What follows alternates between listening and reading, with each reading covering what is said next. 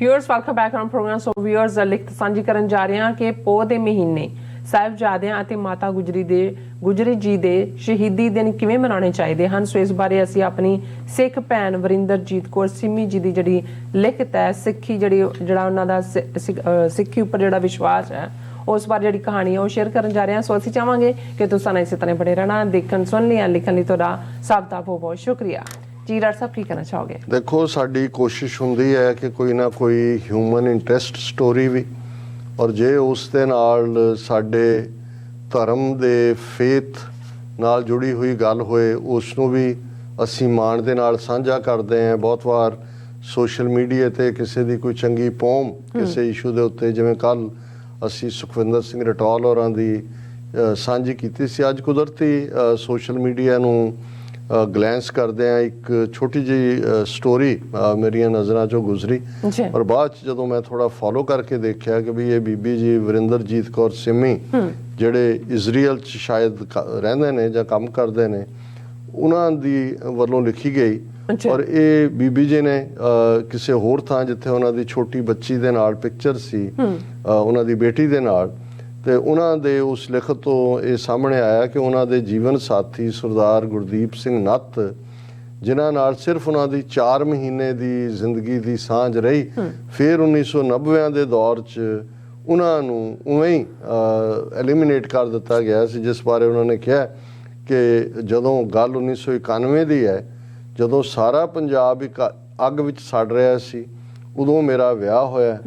ਸਮੇਂ ਮੁਤਾਬਕ ਸਭ ਠੀਕ ਚੱਲ ਰਿਹਾ ਸੀ ਤੇ ਅਚਾਨਕ ਇਸ ਅੱਗ ਦੀ ਲਪੇਟ 'ਚ ਸਾਰਾ ਪਰਿਵਾਰ ਆ ਗਿਆ। ਕਿਉਂ, ਕਿਵੇਂ, ਕਿੱਥੇ, ਇਹ ਮੈਂ ਸਾਂਝਾ ਨਹੀਂ ਕਰ ਸਕਾਂਗੀ। ਬਹੁਤ ਧੱਕੇ ਖਾਧੇ ਲੱਭਣ ਲਈ, ਕੋਈ ਵੀ ਜੇਲ੍ਹ, ਨਹਿਰ ਜਾਂ ਕੱਸੀ ਨਹੀਂ ਛੱਡੇ। ਬਿਨਾਂ ਫਰੋਲਣ ਤੋਂ ਹਾਰ ਕੇ ਸਭ ਜੀਆਂ ਨੇ ਸਲਾਹ ਕੀਤੀ ਤੇ ਚੜ੍ਹਦੀ ਕਲਾ ਲਈ ਅਖੰਡ ਪਾਠ ਰਖਾਏ ਜਾਣ। ਗੁਰੂ ਮਹਾਰਾਜ ਦਾ ਪ੍ਰਕਾਸ਼ ਘਰ ਵਿੱਚ ਹੋ ਗਿਆ। ਫਿਰ ਉਹਨਾਂ ਨੇ ਦੱਸਿਆ ਕਿ ਭਾਈ ਕਿਵੇਂ ਉਦੋਂ ਉਹਨਾਂ ਦੀ ਕੁੱਖ ਵਿੱਚ ਬੇਟੀ ਸੀ ਜਿਹਦਾ ਜਨਮ ਬਾਅਦ 'ਚ ਹੋਇਆ।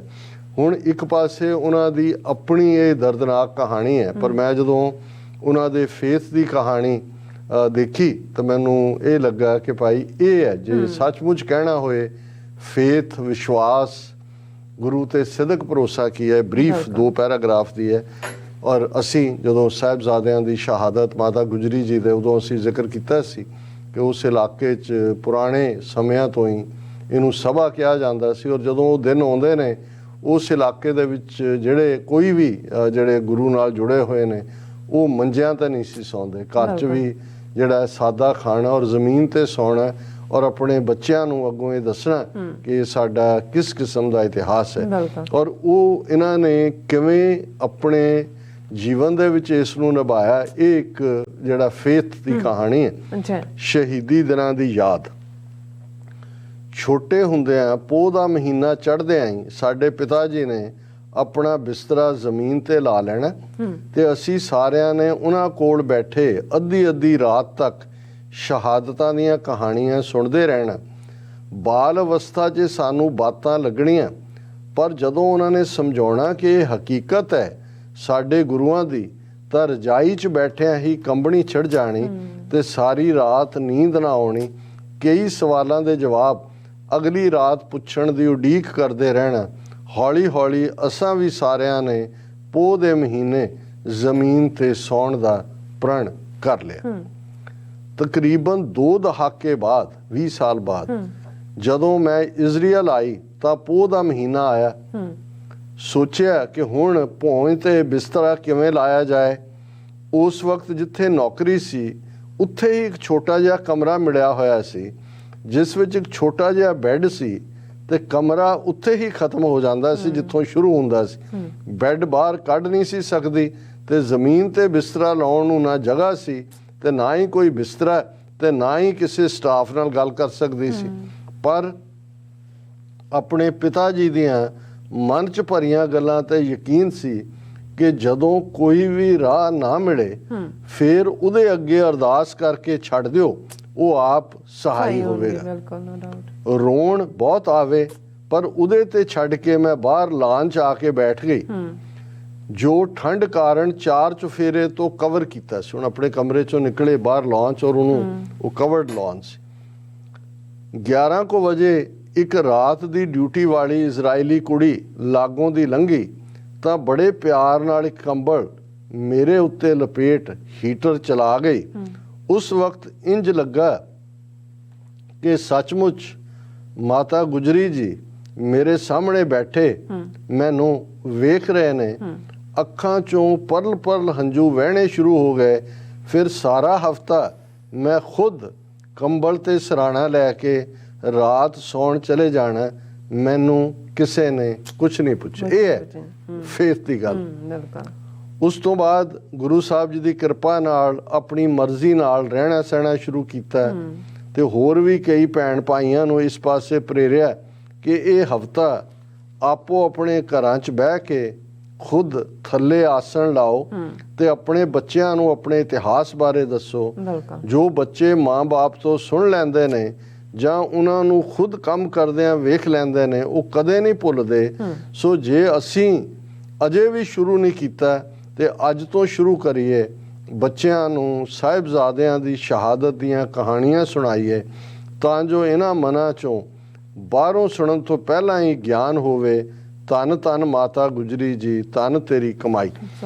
ਹੁਣ ਬਿਲਕੁਲ ਇਸੇ ਲਾਈਨ ਤੇ ਜਿਸ ਸੈਮੀਨਾਰ ਦੇ ਵਿੱਚ ਮੈਂ ਪਾਰਟਿਸਿਪੇਟ ਕੀਤਾ ਸਰੀ 'ਚ, 6 ਪ੍ਰੈਜ਼ੈਂਟ ਐਂਡ ਫਿਊਚਰ, ਮੈਂ ਇਹੀ ਕਿਹਾ ਕਿ ਜਦੋਂ ਤੁਹਾਡੀਆਂ ਸੰਸਥਾਵਾਂ ਸੈਂਟਰਲ ਬਾਡੀਜ਼ ਜਾਂ ਕਮਜ਼ੋਰ ਹੋਣ, ਵਿਕ ਜਾਣ, ਨਾਕਾਬਲ ਰਹਿਣ ਲੀਡ ਕਰਨ ਦੇ, ਤੇ ਸਭ ਤੋਂ ਪਾਵਰਫੁਲ ਜੇ ਕੋਈ ਇੰਸਟੀਟਿਊਸ਼ਨ ਹੈ, ਜੇ ਕੋਈ ਪਾਠਸ਼ਾਲਾ ਹੈ, ਜੇ ਕੋਈ ਨਰਸਰੀ ਹੈ, ਜੋ ਸਾਡਾ ਘਰ ਹੈ। ਬਿਲਕੁਲ। ਜਿਸ ਘਰ ਦੇ ਵਿੱਚ ਮਾਵਾਂ ਜਪ ਜੀ ਦੀਆਂ ਪੌੜੀਆਂ ਪੜ੍ਹਦਿਆਂ ਆਟਾ ਗੁੰਨਦੀਆਂ ਨੇ, ਬੱਚਿਆਂ ਨੂੰ ਤਿਆਰ ਕਰਕੇ ਸਕੂਲੇ ਭੇਜਦੀਆਂ, ਸ਼ਾਮ ਨੂੰ ਪਰਿਵਾਰ ਬੈਠ ਕੇ ਰਹਿਰਾਸ ਕਰਦਾ ਹੈ, ਬੱਚਿਆਂ ਨੂੰ ਤੁਸੀਂ ਫਖਰ ਦਿੰਦੇ ਹੋ ਇਤਿਹਾਸ ਦਾ, ਇਹੀ ਫਿਊਚਰ ਹੈ। ਬਜਾਏ ਇਹ ਕਰਨ ਦਾ ਕਿ ਭਾਈ ਕੌਣ ਕਰੇ, ਕਿੱਥੋਂ ਲੀਡਰ ਆਏਗਾ, ਕੀ ਆਏਗਾ। ਅਸੀਂ ਸਾਰੇ ਹੀ ਕੌਮ ਦੀ ਇਸ ਵੋਟ ਦੇ ਉੱਤੇ ਖਾਲਸਾ ਪੰਥ ਦੀ ਹੋਣੀ ਦੇ ਲਈ ਜ਼ਿੰਮੇਵਾਰ ਹੈ। ਆਪੋ ਆਪਣੇ ਜੇ ਘਰਾਂ ਨੂੰ ਸੰਭਾਲ ਲਈਏ, ਘਰਾਂ ਦੇ ਵਿੱਚ ਸਿੱਖੀ ਵੈਲਿਊਜ਼ ਦੇ ਨਾਲ ਜਿਉਣਾ ਸ਼ੁਰੂ ਕਰੀਏ ਤੇ ਇਹੀ ਸਾਡੇ ਬੱਚੇ ਬੱਚੀਆਂ। ਹਾਲਾਂ ਇਸ ਗੱਲ ਦੇ ਵੀ ਚਾਂਸ ਨੇ ਕਿ ਉਹਨਾਂ ਚੋਂ ਵੀ ਕੋਈ ਕਦੇ ਕੁਰਾਏ ਪੈ ਜਾਏ, ਜਿਹਨੂੰ ਤੁਸੀਂ ਸਿੱਖੀ 'ਚ ਆਪਣੇ ਵੱਲੋਂ ਰਾੜ ਕੇ ਅੱਗੇ ਤੋਰਿਆ ਸਿੱਖੀ ਵੈਲਿਊ 'ਚ, ਉਹ ਭੁੱਲ ਜਾਏ, ਪਰ ਉਹ ਵਾਪਸ ਪਰਤੋਣਗੇ। ਜਿਨ੍ਹਾਂ ਨੂੰ ਤੁਸੀਂ ਬਚਪਨ ਦੇ ਵਿੱਚ ਜਿਨ੍ਹਾਂ ਵੈਲਿਊਜ਼ ਦੇ ਨਾਲ ਗੁੜੁੰਦ ਕੀਤਾ ਹੈ, ਜਿਨ੍ਹਾਂ ਵੈਲਿਊਜ਼ ਨਾਲ ਤਰ ਕੀਤਾ ਹੈ, ਜਿਹੜੀਆਂ ਵੈਲਿਊਜ਼ ਉਹਨਾਂ ਦੀਆਂ ਨੀਹਾਂ ਦੇ ਵਿੱਚ ਰੱਖੀਆਂ ਨੇ, ਉਹ ਫਿਰ ਗੁਰੂ ਨਾਨਕ ਦੇ ਬੱਚੇ ਬੱਚੀਆਂ ਨੇ। ਤੇ ਫਿਰ ਬਾਬੇ ਨਾਨਕ ਦਾ ਇਹ ਬਿਰਧ ਹੁੰਦਾ ਹੈ ਕਿ ਜਦੋਂ ਅਸੀਂ ਇਹ ਕਹਿੰਦੇ ਹਾਂ ਕਿ ਦੀਨ ਦਰਦ ਦੁੱਖ ਭੰਜਨਾ, ਘਟ ਘਟ ਨਾਥ ਅਨਾਥ, ਸ਼ਰਨ ਤੁਮਾਰੀ ਆਇਓ ਨਾਨਕ ਕੇ ਪ੍ਰਭ ਸਾਥ।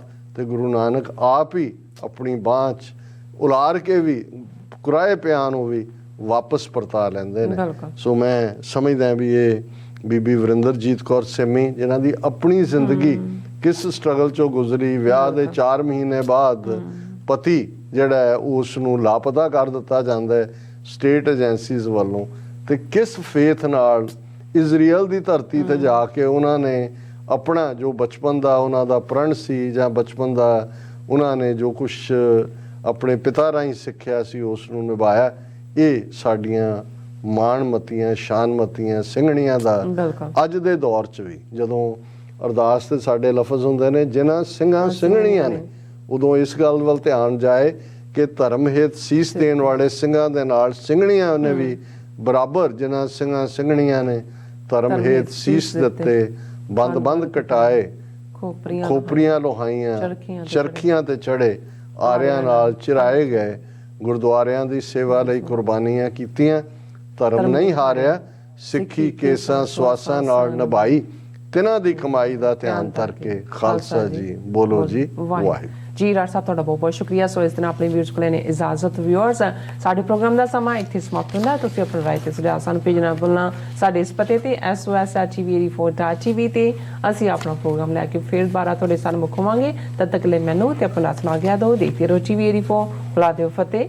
ਵਾਹਿਗੁਰੂ ਜੀ ਕਾ ਖਾਲਸਾ, ਵਾਹਿਗੁਰੂ ਜੀ ਕੀ ਫਤਿਹ। ਰੱਬ ਰਾਖਾ।